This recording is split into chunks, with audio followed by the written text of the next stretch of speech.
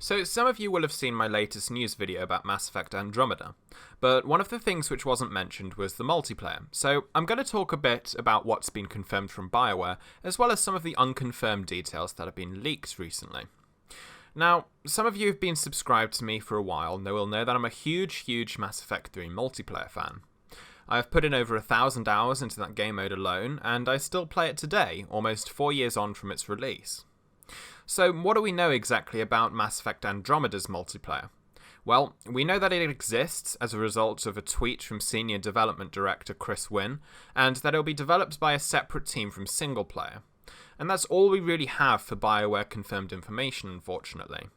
However, there is a few details which have been revealed from supposed leaks, which I'll break down for you.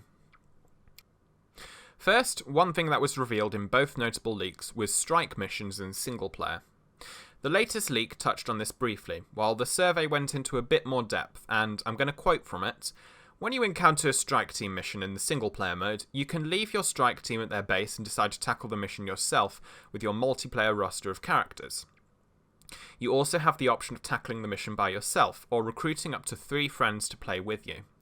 The more friends you bring, the greater the challenge, and the greater the reward. These missions will play out using the next Mass Effect's multiplayer Horde mode. These missions will include a variety of thematically appropriate objectives, like defending a settlement against Ket attacks, or recovering a remnant artifact off a planet before an outlaw gang gets there first. By taking an active role in strike team missions, you can earn special single-player rewards in addition to the usual multiplayer-specific characters, weapons, weapon mods, and pieces of equipment which can be customized between missions. Additionally, players who join another person's strike team mission will receive bonus in-game currency and multiplayer XP for helping others with their mission. I mean, to me this is great. It's something the multiplayer fans have wanted ever since multiplayer has existed in Mass Effect. In a game where you always have 2 teammates with you at most of the time, why not just let those teammates be your friends? Borderlands 2 does this very well, and I really see no reason why Mass Effect can't have this drop-in, drop-out feature.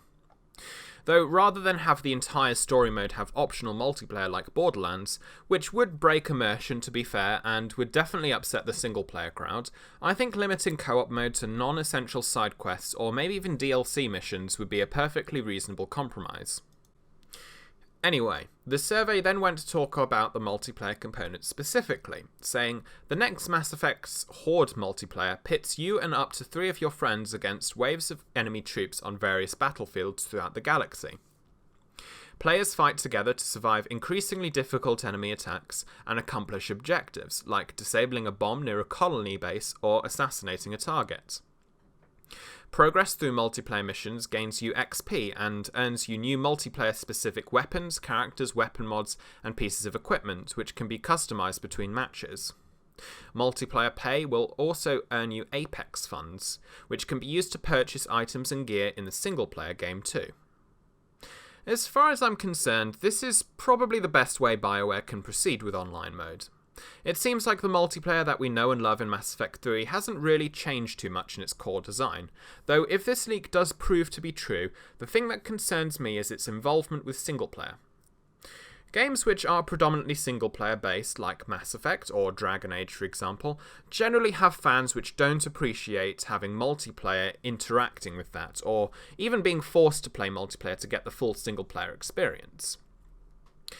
One of the biggest complaints is that multiplayer as a component itself might take away resources that could have been used for developing a single player. BioWare has stressed that online mode will not take away from the single player's experience, but I doubt this will prevent some people from blaming their single player complaints on multiplayer. So, that's all the leaked information we have on Mass Effect Andromeda multiplayer. It's a real shame there isn't more that we have to go on at the moment, but there you go.